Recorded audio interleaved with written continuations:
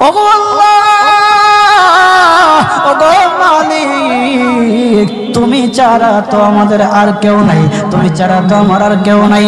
আল্লাহ গো, তুমি যদি মাফ না করো কে আমাকে মাফ করবে? তুমি যদি মাফ না করো কে আমাকে মাফ করবে? তুমি যদি আমাকে মাফ করো তাহলে তোমার কোনো দিকে কমবে না, তুমি যদি আমাকে মাফ না করো তোমার কোনো দিকে বাড়বে না। আল্লাহ গো, তুমি আমাকে মাফ করে দাও। সারাটা জীবন অন্যায় কাজ করেছি, সারাটা জীবন নাফরমানি করেছি, আমার কাছে কালেমার দাওয়াত কম আসে নাই, আমার কাছে কালেমার দাওয়াত কম আসে নাই, আমাকে লোকেরা কম বোঝায় নাই। ওগো আল্লাহ, তুমি আমাকে মাফ করে দাও। মাফ না করলে কোথায় যাব, কার কাছে যাব? বাবা যখন মারে তখন মার কাছে আশ্রয় নেওয়া যায়, মা যখন প্রহার করে তখন বাবার কাছে আশ্রয় নেওয়া যায়, বাবা মা যখন প্রহার করে তখন দুনিয়ার কারো না কারো কাছে আশ্রয় নেওয়া যায়। ওগো আল্লাহ, ওগো মালিক, তুমি যদি আমাকে মারো, তুমি যদি আমাকে আযাব দাও, ওগো আল্লাহ, কার কাছে যাব, কার কাছে গিয়া মাফ চাইবো? ওগো আল্লাহ, মেহেরবানি করে মাফ করে দাও। এইরকম কান্না করতেছে, কান্না করতেছে, চোখের পানি তার এমন ভাবে পড়তেছে, দাড়ি ভিজতেছে, দাড়ি ভিজে জমিনের মধ্যে চোখের পানি পড়তেছে, কান্না করতেছে। বান্দাটা কান্না করতে করতে করতে করতে আমার আল্লাহর কাছে এমন গ্রহণযোগ্যতা অর্জন করেছে, মহান আল্লাহ রাব্বুল আলামিন তার ডাকে সাড়া দিয়া তার জিন্দেগির সব গুনাহ মাফ করে দিয়েছেন। হযরত মূসা আলাইহিস সালাতু ওয়াস সালামের যুগের ঘটনা। একজন বড় পাপিষ্ট ছিল, জীবনে এমন কোন গুনাহ নাই যে গুনাহ সে করে নাই। তার গুনার প্রতি অতিষ্ঠ হইয়া, মানুষ তার গুনার প্রতি অতিষ্ঠ হইয়া গ্রামের লোকেরা তাকে হাত পা বেঁধে জঙ্গলের মধ্যে ফেলে দিয়ে আসে। জঙ্গলের মধ্যে থাকতে থাকে কিছুদিন থাকার পর মালাকুল মউত যখন তার সামনে এসে উপস্থিত, এর আগ মুহূর্তে সে বান্দা আল্লাহর কাছে ডেকে ডেকে বলতেছে, ওগো মালিক, তুমি ছাড়া তো আমাদের আর কেউ নাই, তুমি ছাড়া তো আমার আর কেউ নাই। আল্লাহ গো, তুমি যদি মাফ না করো কে আমাকে মাফ করবে? তুমি যদি মাফ না করো কে আমাকে মাফ করবে?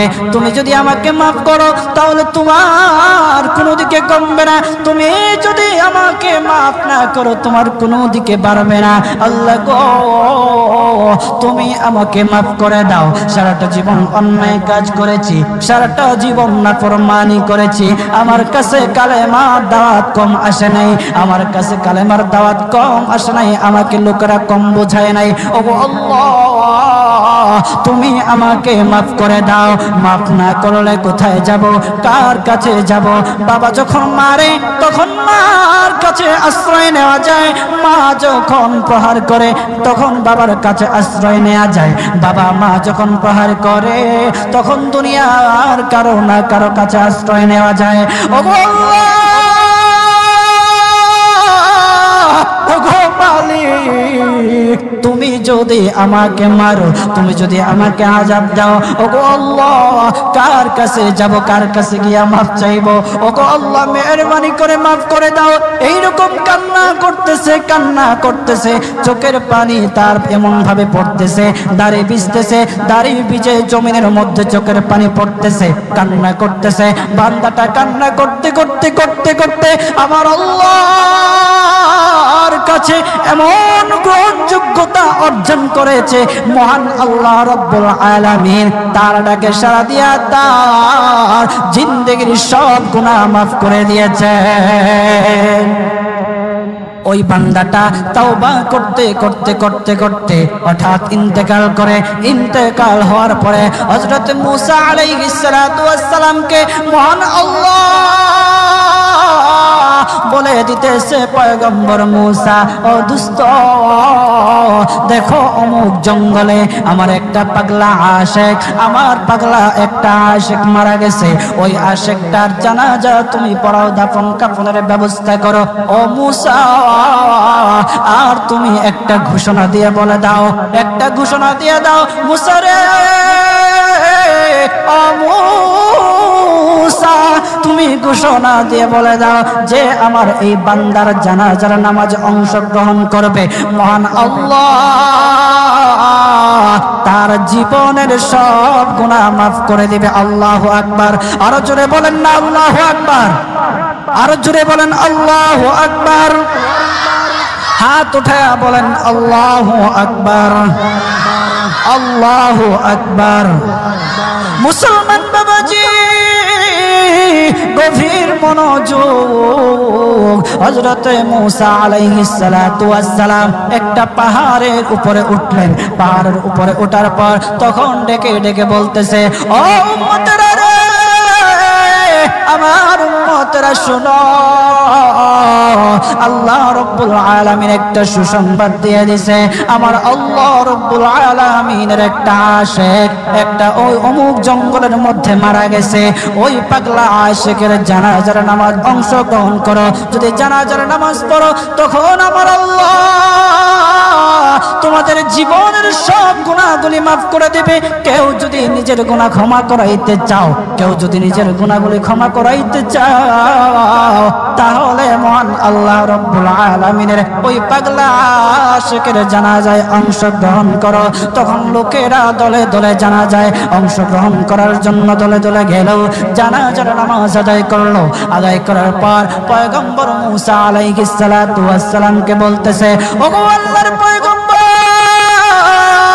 ও পয়গম্বর, যার জানাজায় অংশগ্রহণ করার কারণে মহান আল্লাহ তার জীবনের সব গুনাহ মাফ করে দেবে, এমন মহা ব্যক্তি তো, এই মহান ব্যক্তিটাকে তো একটা নজরে দেখা দরকার, অবশ্যই দেখা দরকার, আমাদেরকে সেই ব্যক্তিটাকে দেখান। তখন মূসা আলাইহিস সালাতু ওয়াস সালাম বলতেছে, ঠিক আছে, তোমাদেরকে দেখানো হবে।